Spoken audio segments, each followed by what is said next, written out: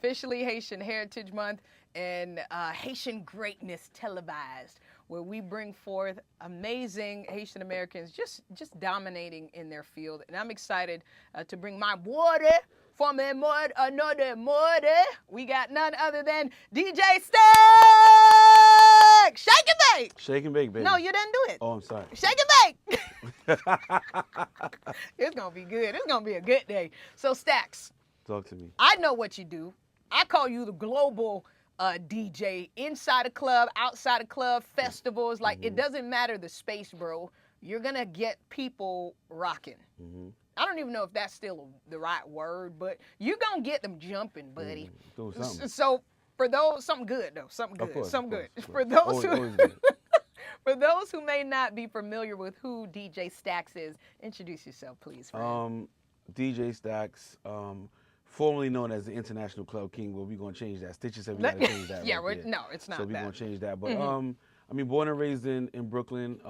Both of my parents are Haitian, so I consider myself 100% Haitian. A lot of people don't like that, you know, but it's all Why good. they don't like that? I don't know. understand. You know, I've been. Is this thing lately of like real Haitians and not real Haitians? It's ridiculous. We'll talk about that. Okay, it's yeah. ridiculous. But What? the Big Zoe is here. Yeah, You know I like the vibes. the Big Zoe. The Big Zoe is here, and I'm just all about just entertaining, rocking the crowd. Doesn't matter the size of the crowd. I just feel like turning up is what I do, and I do it best. In a positive vibes and good vibes, and that's just me. Globally, sir. Globally. Globally. Okay, so let's get back to the beginnings, friend. How did we actually start getting into DJ? Because originally from New York, yes? So when we were growing up in New York, set the stage for me. What were the times like? I mean, I feel like my stage was like my mom's belly, because like my father was just so into music, you know, my older brothers were into music, and I was literally like just born into that. Okay. Like he had an event in Creole, Dad? called it my dad, yeah, called Kazi Simen. Okay. And every week for probably like the first 10 years of my life, they had an event amongst friends. But every weekend they would switch location. Like this weekend was at my house, next weekend at this person's house, next weekend at this person's house. So daddy was a promoter, like a club? No, but it was more personal though. It wasn't. Okay, It wasn't for like friends a and public family. thing. Friends, Gotcha. strictly friends and family. But it was always music, always all of that. And I literally started playing records, and he was showing me how to play records and you know, go through music selections at these events. I'm talking about How old like were you? 7, 8, Wow. 9. And then, you know, as time progresses, I learned all the music. Obviously, I don't know how to play music like that yet. Right. Yet. And, you know, as time progressed, and then, you know, I have older brothers. They used to run around with Stone Love and all these big reggae sounds. Yeah. So I kind of got that part from them. Okay. And then he snuck me, my older brother snuck me to this club called Biltmore Ballroom, right? This is New York now. This is New York, yeah, Okay. definitely Brooklyn. And from then I just, you know, I grew with it. I had family everywhere, Brooklyn, Queens. So I had a cousin in Queens who used to run with Rest in Peace Jam Master Jay and all these other Queens DJs. So that was like, you know, a cross of Brooklyn style of DJing and Queens style of DJing and hip hop, reggae. So I feel like I'm just like a mashup. A musical mashup, like Nice. a musical Bible. Like I feel like my brain is just everywhere when it comes to it. But it works out for you. Definitely. Because of how diverse you're able to go into different scenes. It's a cheat code. That's good. It's a cheat code. That's good. Okay, so pero dad, Papa, what's dad's name? My father, Joseph. Mr. Joseph. So Mr. Joseph sets up these parties for everybody. You 7 years old. He's like, son, come on and check this Right, out. Are right. you the youngest out of? So I'm the oldest between my moms and pops. Okay, Yes. gotcha. So you're, I guess, the middle Yeah, kid. correct. Middle kid. Correct. You're learning the musics. You're learning the sounds. Your brothers are introducing you to other sounds. Right. When do we get to the point of actually playing? So my first party, I think I was about. Before you even get to the party, when did you get to the point of picking up the crate or even mixing? All that time. That's what it was. That's what you were doing? Literally, I'll be in the house playing music for the goons. Okay. So they wasn't. So they had was them using young- me. They was using me. If they party until 5, 6 in the morning, yeah. You got he's right leeway. there. You got- Yeah. We don't pay no Midday DJ. time. Yeah, dress time. I'm like, what? But I learned so He much. was setting you up. That's good. What's insane is that like I know like my musical knowledge like is so crazy. I'll talk to like, you know, older people. Yeah. And I'll be like, yeah, you know, I know Jazz Dejan and they're looking at me like, what? Like nobody your age Knows shouldn't that. even know that. And Yeah, I'm yeah, like, yeah. nah, like I don't know. That's crazy. It's crazy. Okay, so you were getting into the point. Before I get there, the climate during that time in New York, because you know we have phases of where it's cool to be Haitian, it wasn't cool, and it was really detrimental. Which phase were you in? So obviously as a kid, you know, early years, I didn't know anything. Okay. You know, like obviously you're in like public school and you know certain schools you're going to. I guess I was too young to see what was going on, so Okay. I never Experience. didn't rep.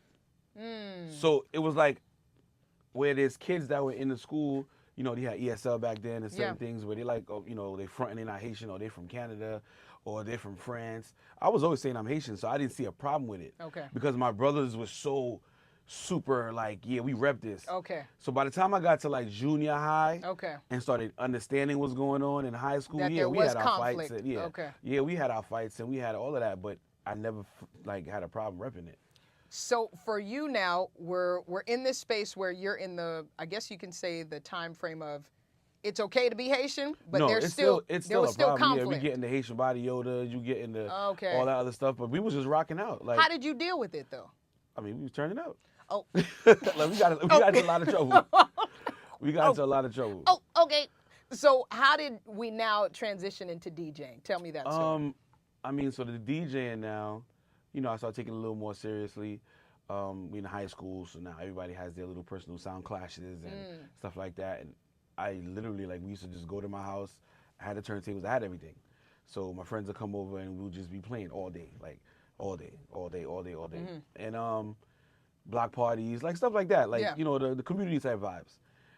And I want to say I got to college, got my degrees, and then I literally just said, I was working at the time, had a government job, and I literally just one day was like, yo, listen, I feel like if I don't give this my all, I'm gonna regret it. So did someone bring that to your attention, or was that something that let me tell you what happened. I'm gonna tell you okay, I think one of the sound, big steps. Sound like a story. No, So I'm at work. Tell me, hold on. You at work? Go ahead. So I'm at work. Yes, I had a job. Okay. Right. Government job. A government you job had at that. benefits. Yeah. What were you doing? Good Can you insurance share? and all that. What were you doing? You can't share. Yeah. So What was it? FBI? I'll tell you after. Okay. So dope job, getting paid very well, and I get a text. So I was doing parties. So what it was is I can talk about it now. So what it was is I would leave work early, go do a party, you know, stuff like that. Okay. And then Call off. Sometimes. Okay. And then so I got a text message and it was like, yo, blood. So I looked at the phone and I replied back, who's this? He's like, it's Clef. Oh. So I go, Random. yeah, very random. Mind you, I used to bump into him all the time in certain spaces. Yeah, whatever. We see 'cause each you're other. But DJing, we weren't right. super cool at the time. Okay. Right? This is New York too. This is New York. Okay. So I'm like, yeah, all right. And then he said, That's call what you me. So I'm like, I sneak off to the side and I call him, yo. He's like, here, what's good? So I'm like, oh, okay, it's Clef for real. What's up? And he was like, we was talking. He was like, what you doing New Year's? I said, what you mean, New Year's Eve? I said, what you got? Nice. And Man, he's it sounds like a transaction. like, bro. it was crazy, right? So he's like, I'm like, what you got? He's like, y'all got a party at the crib. I want you to play the party. Oh. So I'm hyped now. At the house? At the crib. But I'm like, damn, New Year's Eve, how am I get that day off? Oh. So I'm like, all right, cool. I make it work. So long story short, I call out of work, right? Okay. So I call out of work. I go to his house early that day, set up, rock it out. MTV's there. Like, it's a big movie. Oh, it's a situation. It's a big movie. So then that morning, it's like maybe like 6, 7 in the morning. He said, you got a passport? What? I said, yeah. What's up? He said, all right. Did you for real though? Of course. Okay. I mean, Sorry. So then I'm like, yeah, what we doing? He said, yo, we going to Montreal. I said, when? He said, tonight. I said, huh? So now I got to drive back to Brooklyn from his crib, deep in Jersey, drive back to Brooklyn, get my stuff ready. Then he just caught my ticket sent in. He was like, yo, meet me at the airport. Tonight? Tonight. Bruh. So from then, it was just like, we were just rocking. So I was like, you going know to what? work. But I feel like it was a sign, like, Okay, yeah. like you could really go somewhere with this. Yeah. So long story short, I put in my 2 weeks, and then just. So you did went it all out. gracefully. You Yeah, done yeah, good. yeah, You yeah, done yeah, good. yeah. Oh, so you can talk. Hey man, let me tell you what. Let me tell you what really pops out when as you're speaking. Opportunity will come. Will you be prepared? I agree. Bud, you were prepared. Yeah. Take that chance. And you didn't say no. You weren't off of work, but you were like, hey, let me figure it out. Yeah. I'll figure it out. You didn't say no. Whew, okay. So Clef gives that call. You fly to Montreal. How was that? That was dope. That was super dope. It was an experience because it was my first time, like, I want to say out the country. Well, not out the country, but out doing New York. doing your craft. No. I didn't. By this time, I didn't toured Paris. I didn't did Europe. But I mean, like, with a celebrity of his status. Okay, gotcha. Right. Okay. So it's like at the time I'm carrying my own like players. Right. Your set. My own set. Yeah. And they're literally. For those who don't know what that is, that's like your DJ equipment. Right, and all like your things. turntables, Okay. things like that. All the things. And they bringing my stuff inside the club, and they about to set up, and there's another DJ there that's set up already. Right. With the same exact equipment. So I'm like, nah, you can let him rock. They're like, nah, we don't play with nobody. Get it out of here. I'm like, oh, wow. So in my head, I'm like, damn, this dude about to look at me crazy. Like, because that's not my energy. You know what I mean? So I'm like, yeah, he about to look at me crazy. But all right, the boss said, get out of here. So I just started falling into that. And then being around the celebrities, and he brought me around a lot of other people. Right. And then obviously on my own, I met other people, did my own thing. So, sure. I mean, crazy experience. But that's what took me out of gave me the confidence. Like, you know what, I could really go somewhere with this and do something. And I did. And I was already moving and shaking and baking already. So I want to touch on that, and thank you for sharing that story. I want to touch on, before you met Clef, you were, like you said, you were already traveling. So how did we get to that point? From high school, from your dad in the house to the parties, to high school, before Clef, what happens in the middle? I mean, I just felt like I was building my brand. Like, I was doing things others weren't. When I say that, I mean, especially in the Haitian community at the time, right. DJs weren't on flyers. Okay. So it'd be like, Kaimi and Nuluk or whoever, because that was the foundation. Right. And the DJ's name would be like a little script on the bottom. So me, I'm like, nah, we're not doing that. So I started doing photo shoots. I started telling the designer, nah, I need myself on the flyer just as big as this artist right here. You fought for that. Yeah, because I started doing my own parties anyway. Okay. So when I'm building my own parties now, and let's say there's a Haitian bottle here and I'm over here, and I got the same amount of numbers, if not more. So who's to say I don't have the fans coming to your events or coming to these events? Nice. So I started fighting for it on my own events and on other events. Because now the promoters are like, why are you putting Stakz so big on the flyer? Well, Stakz has his own crowd. What are we doing? They would. No, it was crazy. It was crazy. And then Well, the look dancehall at you now, world, buddy. and that's in the Haitian world. In the dancehall world and the hip hop world is a little different. Right. The pictures was there, but it wasn't as back then you had sounds where it was 100 dudes on a flyer looking crazy. So. Yeah, it's true. You feel me? Like it was like mobs in the pockets on the flyers. It's true. But, and one girl in the middle. And the one girl in the middle. Lord, but we've grown. Yeah. So between that time, I was doing my own thing. I was throwing my own parties. I had a weekly at one point, and then I went from that to like, I had a rep in Paris. Her name was Christelle. So I had a rep in Paris at the time, and she still reps to this day, but. At the time, she was managing like a couple of Zouk artists. So then she's like, yo, your vibe is dope.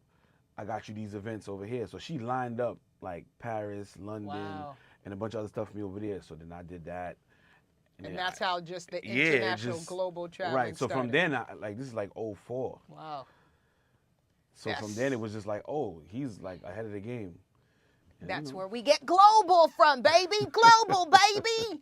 So now DJing has been established. Correct.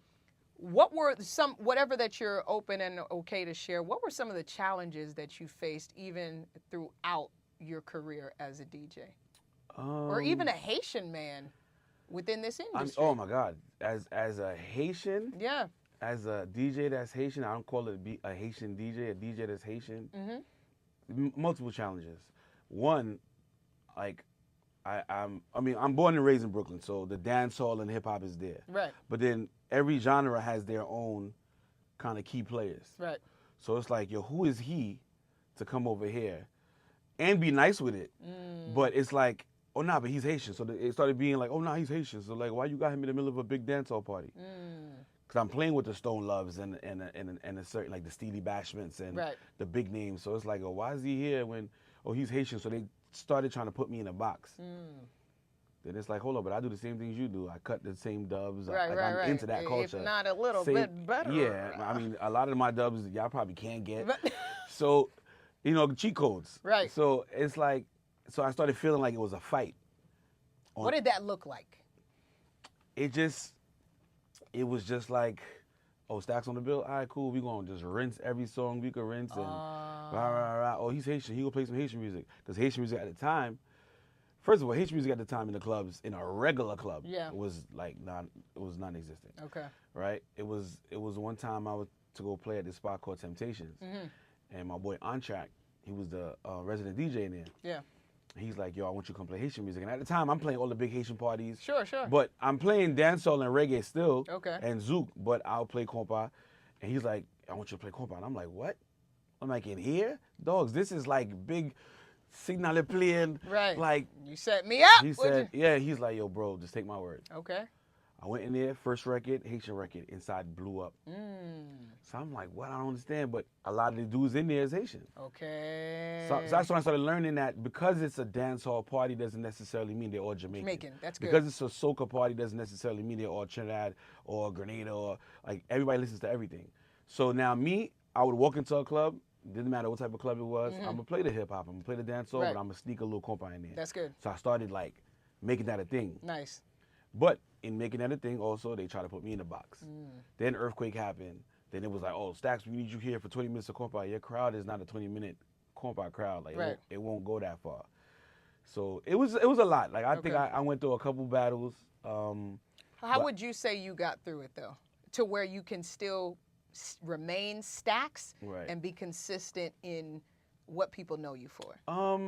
I just went at the event. I mean, I went at the problems kind of like head to head. Like, it was like, oh, this is what we doing? All right, cool. Let me show you this. Okay. This what we doing? Yeah, this what we doing? All right, let me play some dubs over here that you can't play and then get back to the regular schedule program. Like, I just started going at everybody. Like, I literally was going at, I probably had beef with, not beef, but I had issues with a lot of people at certain times. It was like nasty. Would you change anything now? No. No. Okay.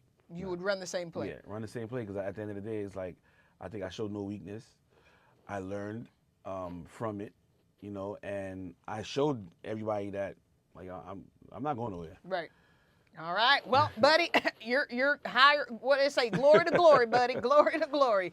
And I want to ask you this, Stakz. What else do we want to do? Because we got music, I feel like production you're about to get into. Yeah, I've been dibbling and dabbling in it. Got a couple records. It's just being consistent in that. Okay. In that field. And that's not my field. Like, I'm learning, so I'm not gonna sit here and say like I'm a dope producer. I do get a lot of ideas. I just be needing the people to formulate them for me. Okay. So I've had people tell me like, yo, if you know something comes to your brain, just throw it in a voice note. Stuff like that. I put a couple songs together, like the Down Executive produce vibes. Like the Down There song with GBM Neutron. I put Mika on it. Okay. That's executive producing, buddy. Right, that record. You got credit. Okay. Definitely. I mean, I had to learn that too, right, though. Right. You know, that's all part that's of the the game. business part of it, for sure. I had to learn that too. So I've definitely been a part of a few dope projects, but I plan to get into that some more. What is next for Stakz? Like, what's on the horizon? Honestly, I want to do production, but I want to do film. I feel like I could be a dope actor. Like acting. Like acting. Sorry. Stop playing with your life. Okay, so we want to get into. I feel like I can get into that. Let's go. Yeah. Okay, now you got me excited. What would be Stax's ideal role in a film? I don't know. I feel like anything between comedy and action. Okay. I feel like I'm naturally like a funny person. You got a bit? Like, you got a comedy bit for me? No. I tried. Definitely not. I think just naturally, like, I'm just a vibe. Like, okay. But acting, that's one thing. Yeah, I feel like I wouldn't mind. Okay. I wouldn't mind. I'm here for like, it. I'm open. Like, I feel like I'm just, like, you're not supposed to, like, limit yourself. You don't box yourself. So, to me, it's like, if an opportunity comes, I'm going to take it and see what happens with it. I love it. And we praying nothing but the best for you, Stakz. I'm rooting for you, Stichiz. brother. You the best, Stichiz. You the bestest. I want to ask you this. I didn't even know where you got your name from, but we're going to get to that. Yeah, that's off the line, chat. But I want to ask you this because I saw you at Kayami and it was a vibe and we were rocking and you definitely did your thing. But there was a moment where before the event started, we did like a prayer with the crowd. And then I saw when you did your set, that you did a prayer. Where did that come from? Honestly, it just started happening. Like, I just feel like my faith in God is just so strong. I don't necessarily scream it out, and I'm sure. You know, but I feel like there's ways to get, you know, things across. Sure. So I feel like it's a blessing that I'm here, and I've been blessed to do what I got to do. So it's only right to show homage and pay that respect. So I never knew how to do it. I mean, with music, it's either it's either gonna be the Kirk Franklins and you get that quick set and you have fun with it. Right. But then in the Haitian settings, it was like, how do you do this and make it cool? Right. Right. And then I started doing it, and of course, you know, there was a little bit of backlash. Oh my God, how are you talking this type of talk in the clubs and in the nightlife? Right. Okay, but you still gonna bring the Lord in it. Yeah, right. But without this, none of this would exist. Good in morning. a sense, right? Good morning. No matter how you look at it. So I don't know. I just felt like I just started doing it. Like one time I tried it in the club. And you did it with confidence. Right. That's when I said, my boy, right. Okay, like, what I did it, and I was just like, it feels good. Nice. And that's it. Where did you get that faith from? Is that from mom and dad or Definitely. family? I mean, that in life in itself. Like, you go through your own experiences. I mean, you can grow up a certain way and be born like, let's say somebody's a Christian or whatever. Yeah. But you learn as you go, and you follow your own path and fall into whatever you got to fall into and believe. So yeah. Was there a moment for you where you knew it was like, bruh, this was only God, shawty. Like, this was God incident. Like, this was only him. Yeah. That you're able to share that could encourage somebody else. I mean, I feel like when you talk to whatever you believe in, and you feel like you get a response, you know, that should be, in a sense, like a sign. Yeah. Like, I've asked for certain things, and I've prayed for certain things. You didn't talk to the Lord. Right. And you receive it. It may not be on the timing. It might not be tomorrow. It might be. But then when you start putting the pieces together, and it's like, oh wow. You did that. Right. And you just look at life like, yo, how's your life like? Like, what's your life like? Like, how you living? That sounds like a podcast. What's your life like? Yeah. You know what I mean? So. That sounds like a potty. Not potty, you know what I mean. Okay, nevertheless, DJ Stakz, I appreciate you, brother. I do want to ask you this because we're in this industry, and it's not always easy to find, I guess, to be able to settle down. How has it been for you in relationships? With touring and traveling, Ghana, Belgium, how has it been for you? I mean, it's a process. Yeah. You know, you like, I believe in your career, and anybody's in this industry. Yeah. It could be tough. I feel like, you know, whoever you're with needs to understand your lifestyle, and whatever you got to do to actually compromise on your end, you have to do it as well. Yeah. So it's really understanding. It depends on, you know, who you're with, the character, why they're with you. Like, it's a big melting pot of things. So it's been tough, but then when you find that person, I mean, life is just great. Like, it just gets better. And if that person understands you, that person becomes your backbone, then you don't really got to look to the outside for that. So without me being too nosy, because your sister going to ask, because the lady's going to ask me, shawty, so is you looking for that, or is you already got it? No, you no, smiling. I You got smiling it. like you got it. Okay, you got it. You got it. Hands down. You smiling like you got it. I got it. So one thing that you would like to share, or that you could give advice to someone in this industry trying to make it and maybe being pigeonholed like you were, and still trying to balance a family and life, what would you say? I mean, just stay positive. Stay positive. Focus. Like, let no one, you know, disturb your focus, because that's the main thing. I mean, you're gonna go through the struggles. It's there. It's not gonna not happen. You know what I mean? But you believe in something, go for it. And go for it in a positive manner. That's all. Ladies and gentlemen, hearing from DJ Stakz. Where can we find you, brother, please? DJ Stakz everywhere. Say that in clear. Say that in Estate. Come on. DJ Stakz. Okay. Everywhere. Just Google them, guys. Just Google me. Hashtag Haitian Greatness Televised. I love you. I love you, Stakz. Love you for free, brother. Cause you were meant to fly. Just don't look down, you'll be okay. Yeah, yeah, yeah.